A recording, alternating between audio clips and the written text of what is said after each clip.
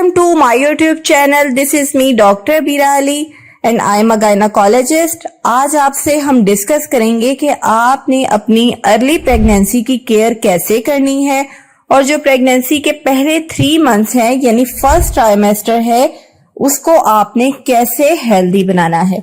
क्योंकि जब प्रेगनेंसी हो जाती है नो डाउट उसकी खुशी तो बहुत ज्यादा होती है, लेकिन साथ ही आपके लिए क्वेश्चन मार्क खड़ा होता है और वो ये है कि प्रेगनेंसी होने के बाद अब आगे क्या करना है।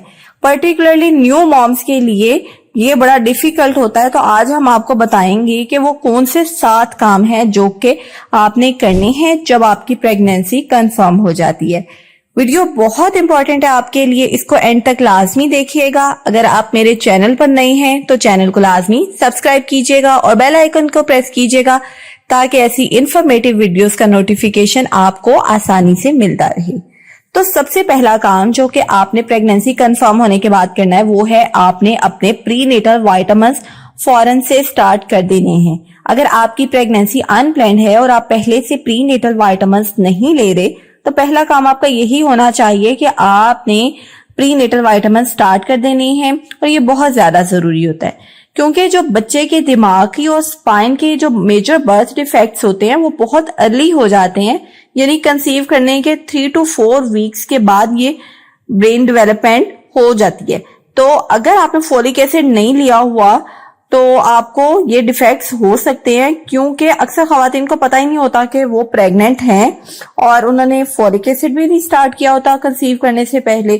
तो इस तरह से उनके बेबी के डिफेक्ट्स आ जाते हैं। तो सारी लड़कियां जो कि चाइल्ड बेयरिंग एज में हैं उनको 400 माइक्रोग्राम फोलिक एसिड डेली का स्टार्ट कर देना चाहिए, चाहे वो मैरिड हैं या अनमैरिड हैं, या जैसे ही आप प्रेगनेंसी प्लान करते हैं तो उससे आपने 3 मंथ्स पहले से सप्लीमेंट फॉलिक एसिड का स्टार्ट कर देना है। वगरना आपको बेबी के ब्रेन के डिफेक्ट्स हो सकते हैं, यानी कि बच्चे के सर का ना बनना जिसको एनेनकेफली कहते हैं, या फिर स्पाइना बाइफिडा का प्रॉब्लम हो सकता है जिसको हम कहते हैं कि कमर में फोड़ा बन जाता है। वो इसी वजह से बनता है कि आपने फॉलिक एसिड नहीं लिया होता। इसके अलावा डाइट आपने ऐसी लेनी है जो कि फोलेट रिच हो। मार्केट में बहुत ज्यादा सप्लीमेंट्स अवेलेबल हैं फॉलिक एसिड के, आपने अपने डॉक्टर से कोई एक सप्लीमेंट फॉलिक एसिड का रिकमेंड करवा लेना है। अब इसके अलावा नेक्स्ट सप्लीमेंट है ओमेगा 3 फैटी एसिड, जिसमें DHA और EPA दोनों ही आ जाते हैं और ये बच्चे के ब्रेन और आईज के टिश्यूज की डेवलपमेंट के लिए बहुत जरूरी है। अगेन डॉक्टर से पूछकर ही आपने ये सप्लीमेंट लेने हैं। और सबसे एंड पे आपने कैल्शियम को नहीं भूलना, ये आपके बेबी के बोन और टीथ की ग्रोथ के लिए बहुत जरूरी है। अगर ये आपके सप्लीमेंट में इनफ कैल्शियम मौजूद नहीं होता तो आपके बेबी की बोन और टीथ की ग्रोथ मुतासिर हो सकती है। ख्याल आपने ये रखना है कि हाई डोज कैल्शियम आपने कभी भी आयरन के साथ नहीं लेना, क्योंकि ये आयरन के एब्जॉर्प्शन को रोकता है। तो दोनों के दरमियान में 2 घंटे का वक्फा होना चाहिए। अब कैल्शियम को हासिल करने का हमारे पास एक और सोर्स भी है और वो है डाइट। कैसी डाइट होगी जिसमें कैल्शियम रिच अमाउंट में मौजूद होगा? वो है दही, डेयरी प्रोडक्ट्स, बादाम, दूध, नट्स और कुछ ऐसे जूसेस भी मार्केट में मिलते हैं जिनमें कैल्शियम ऐड हुआ होता है। तो रोज का आपने कम से कम 3 सर्विंग्स लेनी है कैल्शियम रिच फूड की। और अगेन आपने ख्याल रखना है कि कैल्शियम रिच फूड को आपने आयरन के साथ नहीं लेना। तो पहला काम आपका यही होना चाहिए कि फौरन से आपने सप्लीमेंट्स स्टार्ट करने हैं। अब नेक्स्ट सेकंड नंबर पर जो काम आपने करना है वो बड़ा क्वेश्चन है प्रेग्नेंट खवातीन के लिए कि डॉक्टर को अब कब चेक करवाना है। बहुत ज्यादा कंफ्यूजन होती है कुछ खवातीन को कि हमें डॉक्टर के पास कब विजिट करना चाहिए। तो जैसे ही आपको प्रेगनेंसी होती है आपने इंफॉर्मेशन लेनी है अपनी फैमिली से, फ्रेंड से, ताकि आपको पता चले कि कौन सी अच्छी गायनाकोलॉजिस्ट है। एक आपने अच्छी गायनाकोलॉजिस्ट की सिलेक्शन करनी है जिससे आप फुली रिलैक्स्ड होके और कॉन्फिडेंस के साथ बात कर सकें और अपने सारे प्रॉब्लम्स शेयर कर सकें। और अगर आपको कोई खास प्रॉब्लम नहीं होती प्रेगनेंसी में तो आप 7th वीक पर या 8th वीक पर अपना पहला अल्ट्रासाउंड करवा लें और डॉक्टर का विजिट कर लें। थर्ड पॉइंट जो कि आपने प्रेगनेंसी कंफर्म होने के बाद जो इम्पोर्टेंट काम करना है वो ये है कि आपने हेल्दी प्रेगनेंसी डाइट की तरफ शिफ्ट हो जाना है और अपनी रूटीन में आपने एक्सरसाइज भी ऐड कर लेनी है। प्रेगनेंसी हो गई है, खाने पीने में बहुत एहतियात की जरूरत है अब। तो सबसे पहले तो आपने जंक फूड को अवॉइड करना है और हेल्दी ईटिंग स्टार्ट कर देनी है। इसके लिए आप अपनी डॉक्टर से गाइडेंस भी ले सकती हैं। जंक फूड के अलावा जो फूड आपने नहीं लेनी वो है, आपने कोई भी रॉ या अंडर कुक्ड सी फूड नहीं लेनी, ऐसी अंडर कुक्ड या रॉ फिश नहीं लेनी, सुशी नहीं लेनी आपने, कोई आपने रॉ ऑयस्टर्स नहीं लेने, कोई आपने रॉ या अंडर कुक्ड मीट नहीं लेना। जैसे कि स्टेक्स में बाजुकात अनकुक्ड मीट रह जाता है, या बाजुकात एग्स जो होते हैं वो कुछ डिजर्ट्स में अनकुक्ड रह जाते हैं। तो आपने ऐसे फूड नहीं लेनी जिसमें कच्चे अंडे या कच्चे गोश्त या कच्चे सी फूड या फिश मौजूद होती है। और इसके अलावा आपने जो फिश के बारे में अक्सर लोग पूछते हैं हमसे, फिश अगर लेनी है आपने तो ख्याल ये रखना है ऐसी फिश लें जिसमें मरकरी का कंटेंट ना हो, क्योंकि अगर मरकरी का कंटेंट हाई होता है फिश में, जैसे कि फ्रेश टूना में होता है, किंग मैकरल में या स्वॉर्ड्स फिश में, तो इसकी वजह से आपको और आपके बेबी को नुकसान हो सकता है।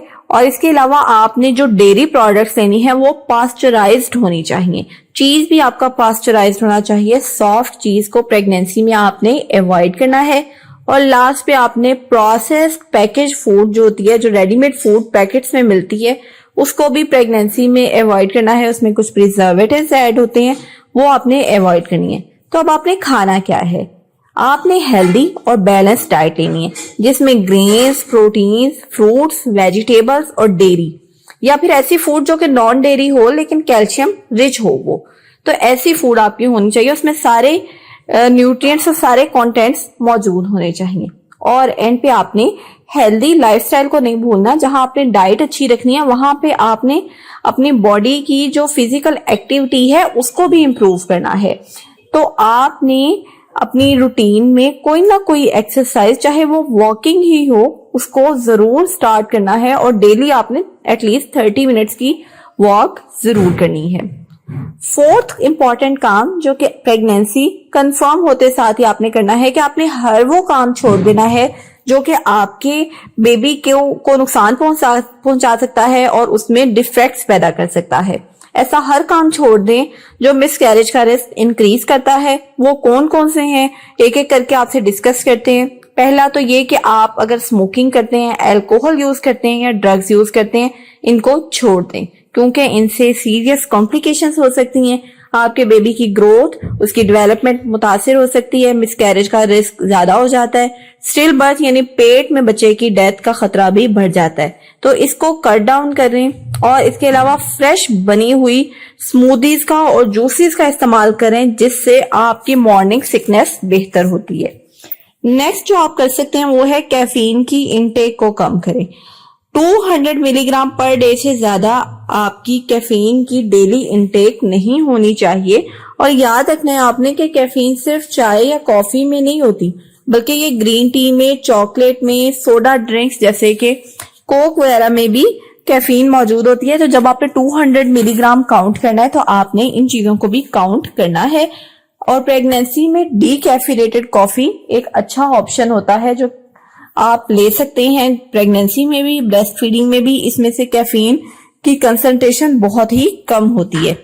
नेक्स्ट काम जो कि आपने ये करना है कि आपने सारी अनसेफ मेडिकेशन बंद कर देनी है। और ये आपकी डॉक्टर की एडवाइस से होगा। अगर आप पहले से कोई मेडिसिन ले रहे हैं, अपने डॉक्टर के पास जाएं, उनको चेक करवाएं, ताकि डॉक्टर आपकी अनसेफ मेडिकेशन को बंद कर दें और आपको सेफ मेडिकेशन प्रेस्क्राइब करें। चाहे आप हाइपरटेंशन की मेडिसिन ले रहे हैं या आप हाई ब्लड शुगर लेवल की मेडिसिन ले रहे हैं, हार्ट डिजीज है, थायराइड डिजीज है, कोई भी आपको प्रॉब्लम पहले से चल रही है, कोई साइकोलॉजिकल प्रॉब्लम है, डॉक्टर से डिस्कस करके आपने अपनी सेफ मेडिकेशन स्टार्ट करनी है। और एक इम्पॉर्टेंट बात यह कि आपको प्रेगनेंसी में कोई भी प्रॉब्लम होती है, आपने डायरेक्ट मेडिकल स्टोर से या गूगल से सर्च करके या किसी भी अपने रिलेटिव के या फ्रेंड के एडवाइस पे मेडिसिन नहीं लेनी, क्योंकि प्रेगनेंसी में जो सेफ मेडिकेशन होती है उसकी लिस्ट बहुत ही शॉर्ट होती है।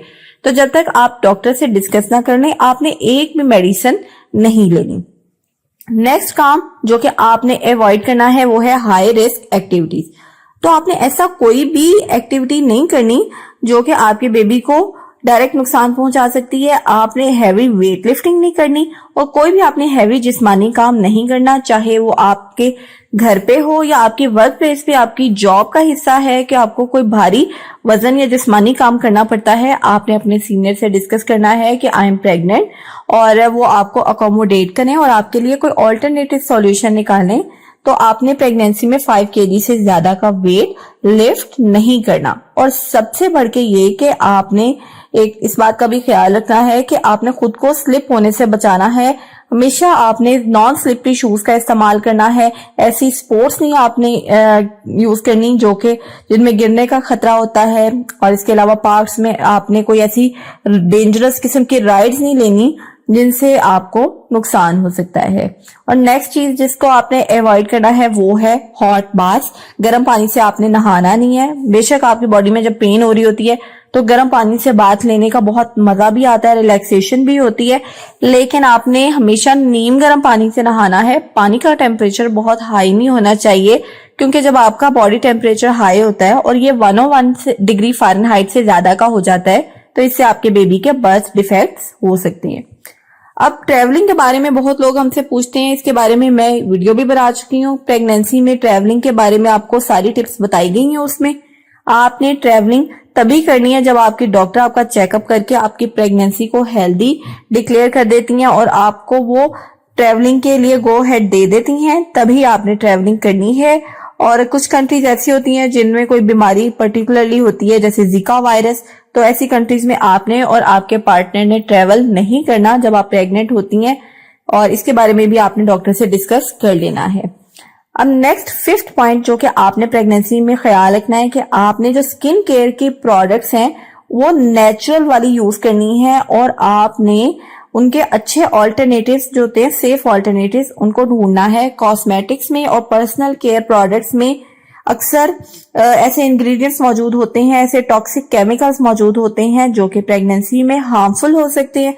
अक्सर कॉस्मेटिक्स को प्रेगनेंसी के लिए रेगुलेट भी नहीं किया जाता और अक्सर आपके डॉक्टर्स भी आपको इसके बारे में गाइड करना भूल जाते हैं।